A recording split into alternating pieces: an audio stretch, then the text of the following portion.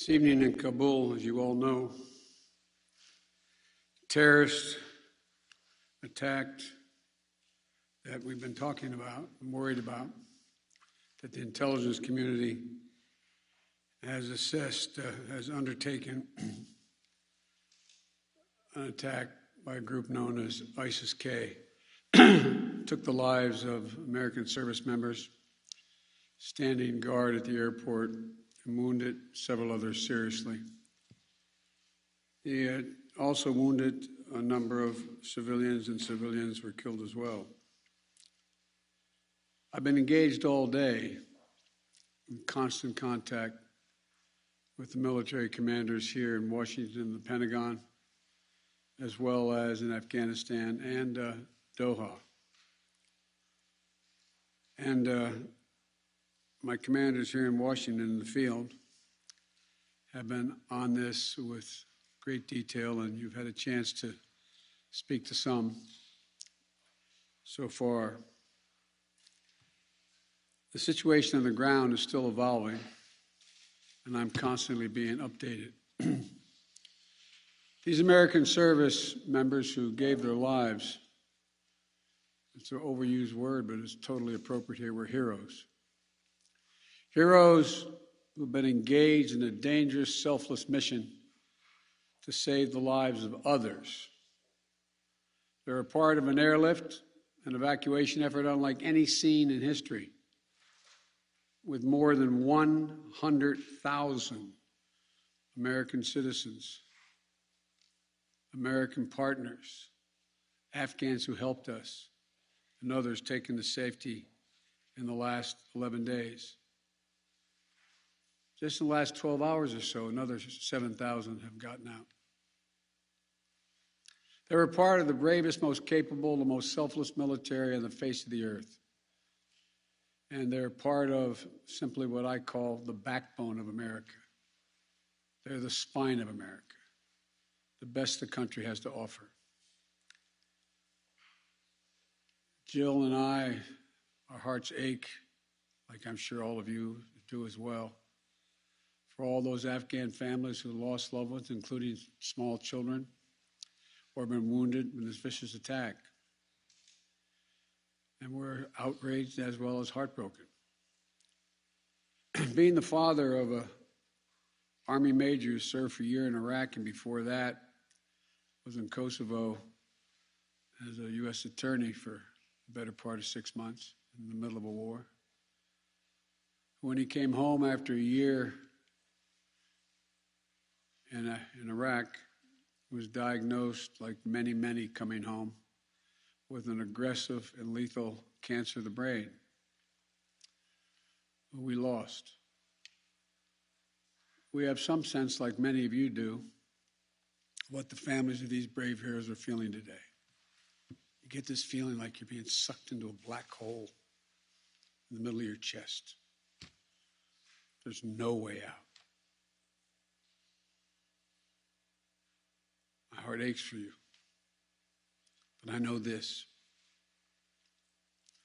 We have a continuing obligation, a sacred obligation to all of you, the families of those heroes.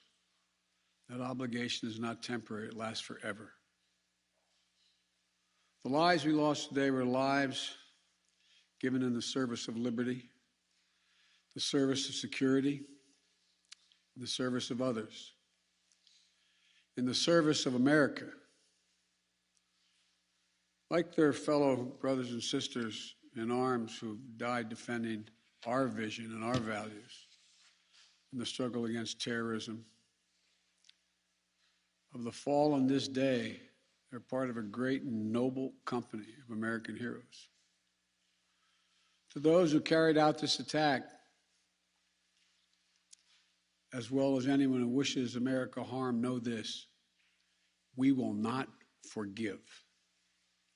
We will not forget. We will hunt you down and make you pay. I will defend our interests and our people with every measure at my command. Over the past few weeks, a I know many of you are probably tired of hearing me say it. We've been made aware by our intelligence community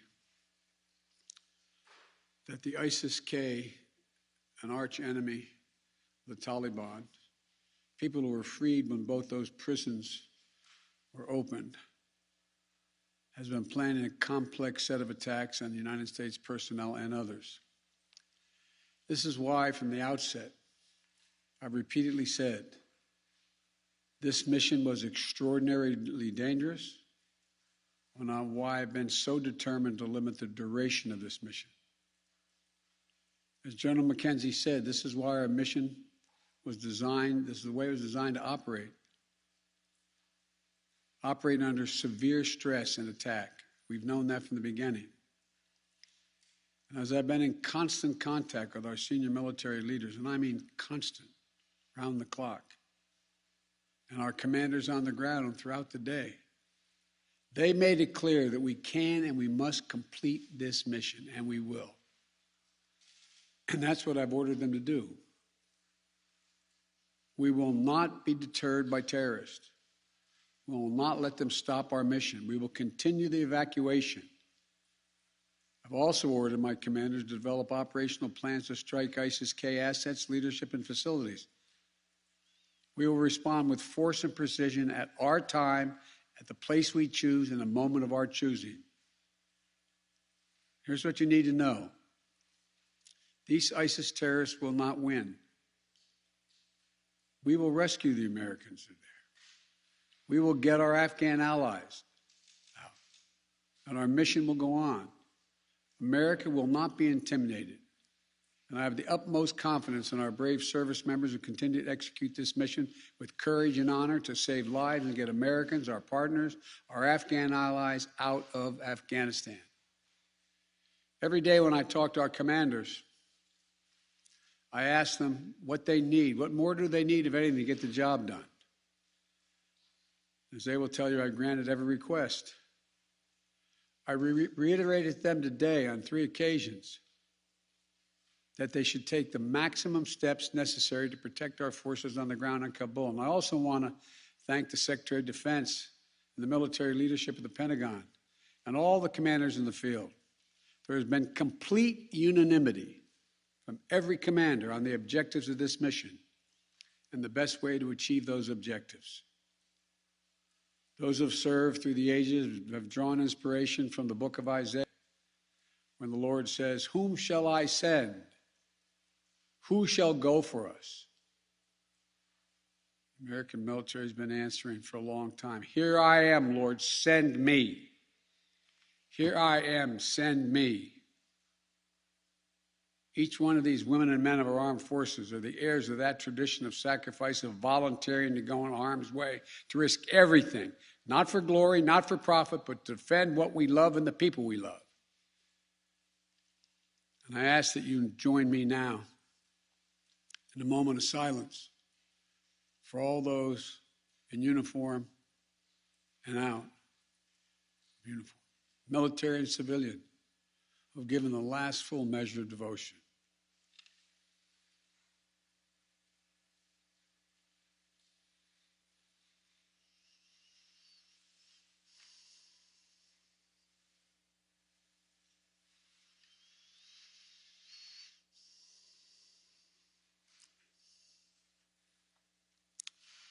Thank you. May God bless you all, and may God protect the troops and all those standing watch for America. We have so much to do. It's within our capacity to do it. We just have to remain steadfast. Steadfast. We will complete our mission, and we will continue after our troops have withdrawn to find means by which we can find any American who wishes to get out of Afghanistan. We will find them and we will get them out. Ladies and gentlemen, they gave me a list here. The first person I was instructed to call on was Kelly O'Donnell of NBC. have said leaving Afghanistan is in the national interest of the United States. After today's attack, do you believe you will authorize additional forces to respond to that attack inside Afghanistan? And are you prepared to add additional forces to protect those Americans who remain on the ground carrying out the evacuation operation? I've instructed the military, whatever they need, if they need additional force, I will grant it. But the military, from the chairman of the Joint Chiefs, the commanders in the field, have all contacted me one way or another, usually by letter, saying they subscribe to the mission as designed to get as many people out as we can within the time frame that is allotted. That is the best way, they believe, to get as many Americans out as possible and others. And with regard to finding, tracking down the ISIS leaders who ordered this, we have some reason to believe we know who they are, not certain, and we will find ways of our choosing without large military operations to get them wherever they are. Trevor, Reuters. Thank you, Mr. President.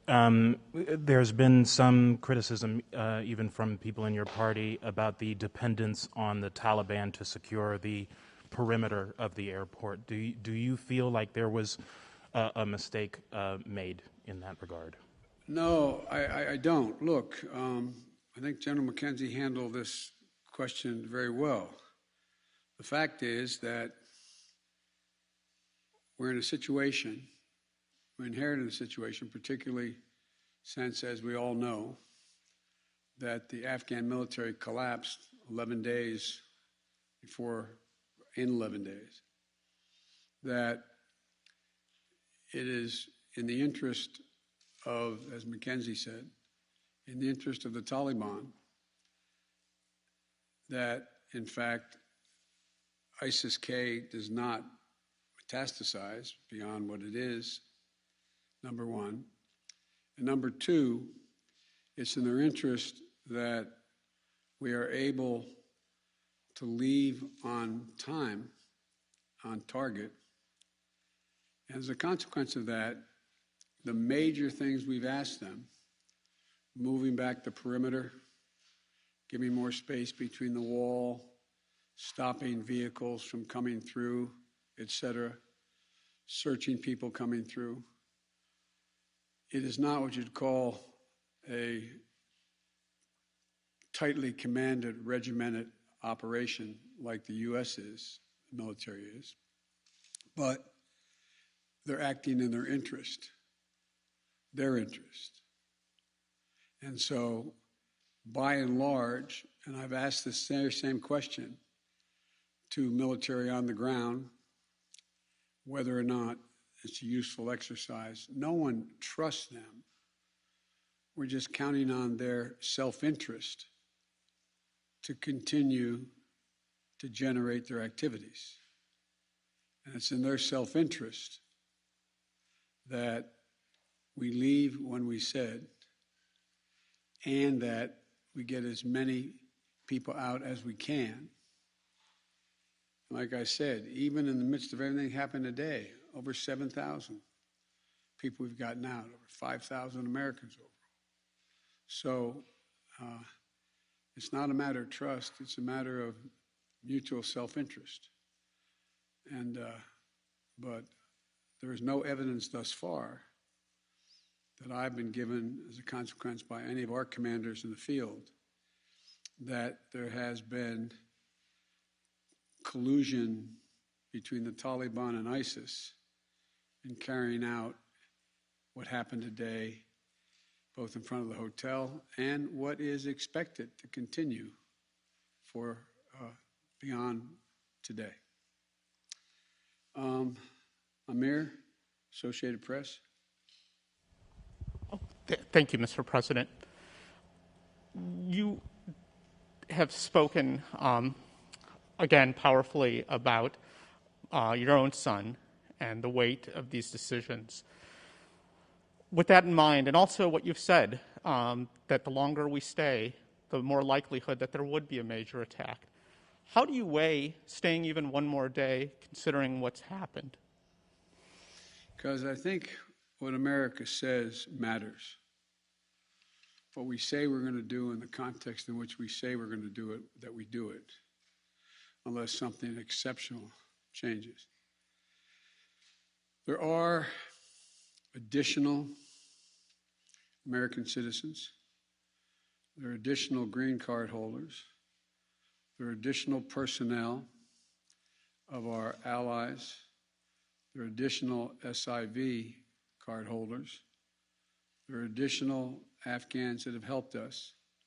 And there are additional groups of individuals that have been contacted us, from women's groups to NGOs and others, who have expressly indicated they want to get out and have gathered in certain circumstances in groups, on buses and other means.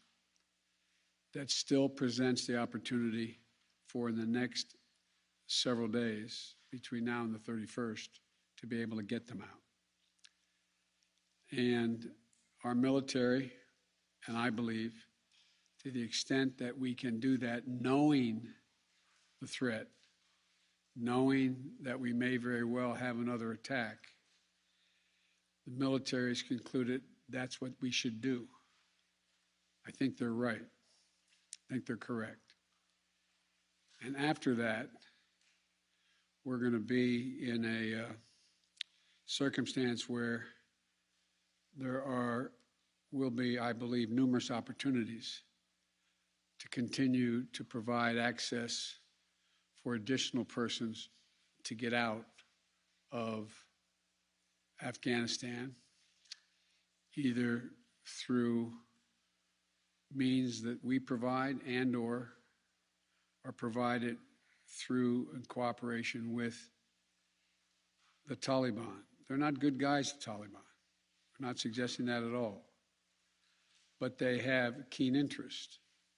As many of you have been reporting, they very much would like to figure out how to keep the airport open. They don't have the capacity to do it.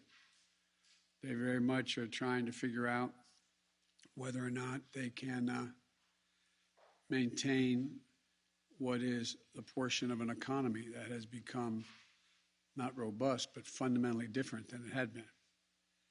And so there's a lot of reasons why they have reached out, not just to us, but to others, as to why it would be continued in their interest to get more of the personnel we want to get out. We can locate them. Now, there's not many left that we can assess that want to come out. There's some Americans we've identified, we've contacted the vast majority of them, not all of them, who don't want to leave because they're dual nationals, they have extended families, et cetera. And there's others who are looking for the time. So that's why we continue. I'll take a few more questions, but you, sir. I wanted to ask you, okay. You say that what America says matters. What do you say to the Afghans who helped troops who may not be able to get out by August 31st? I say we're going to continue to try to get you out. It matters. Look, I know of no conflict, as a student of history, no conflict where when a war was ending, one side was able to guarantee that everyone they wanted to be extracted from that country would get out. And think about it, folks. I think it's important. I know the American people get this in their gut. There are, I would argue, millions of Afghani citizens who are not Taliban, who did not actively cooperate with us as SIVs who, if given a chance, they'd be on board a plane tomorrow. It sounds ridiculous, but the vast majority of people in communities like that want to come to America given a choice. So getting every single person out can't be guaranteed by anybody because there's a determination all who wants to get out as well. At any rate, it's a process. I was really pointing to you, but you, sir. Thank you, Mr. President. There are reports that U.S. officials provided the Taliban with names of Americans and Afghan officials to evacuate. Were you aware of that? Did that happen? And then, sir, did you personally reject a recommendation to hold or to recapture Bagram Air Force Base? Here's what I've done. Let's answer the last question first. On the tactical questions of how to conduct an evacuation or a war, I gather up all the major military personnel that are in Afghanistan, the commanders, as well as the Pentagon. And I ask for their best military judgment. What would be the most efficient way to accomplish the mission? They concluded, the military, that Bagram was not much value added, that it was much wiser to focus on Kabul. And so I followed that recommendation. With regard to, there are certain circumstances where we've gotten information, and quite frankly, sometimes from some of you, saying you know of such and such a group of people are trying to get out, and they're on a bus, they're moving from other people. And this is their location. And there have been occasions when our military has contacted their military counterparts in the Taliban and said, this, for example, this bus is coming through with X number of people on it, made up of the following group of people. We want you to let that bus or that group through. So yes, there have been occasions like that. And to the best of my knowledge, in those cases, the bulk of that has occurred, they've been let through. But I can't tell you with any certitude that there's actually been a list of names. I know there may have been, but I know of no circumstance. It doesn't mean didn't exist. That here's the names of 12 people, they're coming, let them through. It could very well have happened. I'll take one more question. Wait. Let me take the one question from the most interesting guy that I know in the press. That's you. Mr. President, there had not been a U.S. service member killed in combat in Afghanistan since February of 2020. You set a deadline, you pulled troops out, you sent troops back in, and now 12 Marines are dead. You said the buck stops with you. Do you bear any responsibility for the way that things have unfolded in the last 2 weeks? I bear responsibility for fundamentally all that's happened of late. But here's the deal. You know, I wish you'd one day say these things.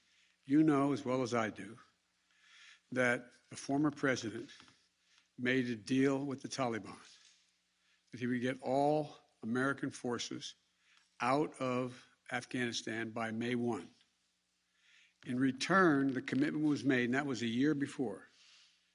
In return, he was given a commitment that the Taliban would continue to attack others, but would not attack any American forces.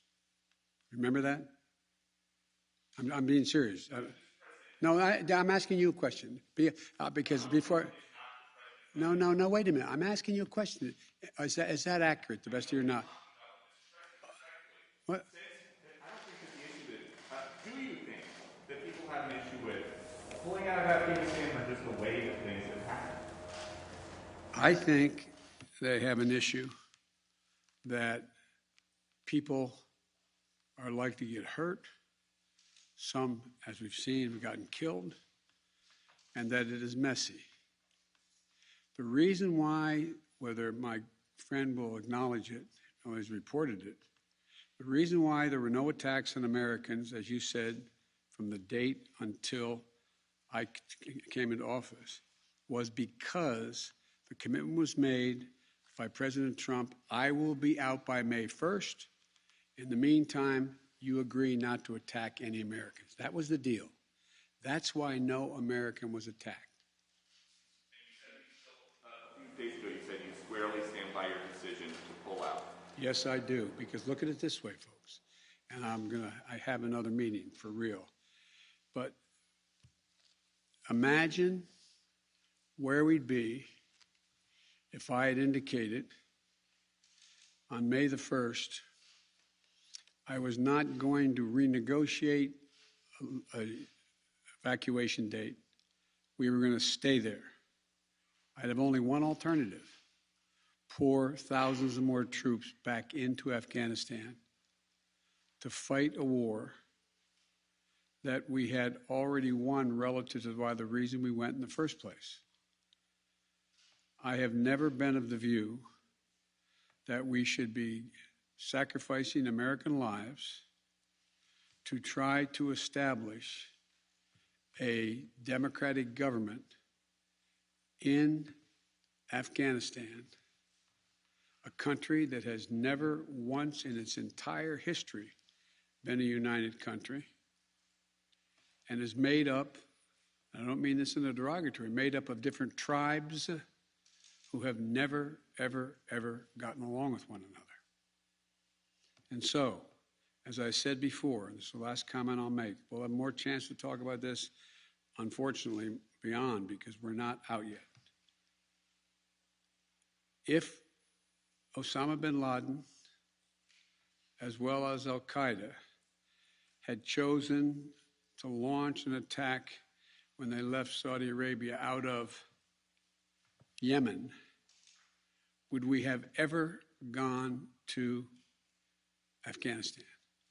Even though the Taliban completely controlled Afghanistan at the time, would we have ever gone? I know it's not fair to ask you questions, it's rhetorical, but raise your hand if you think we should have gone and given up thousands of lives and tens of thousands of wounded. Our interest in going was to prevent al-Qaeda from reemerging, first to get bin Laden, wipe out al-Qaeda in Afghanistan, prevent that from happening again.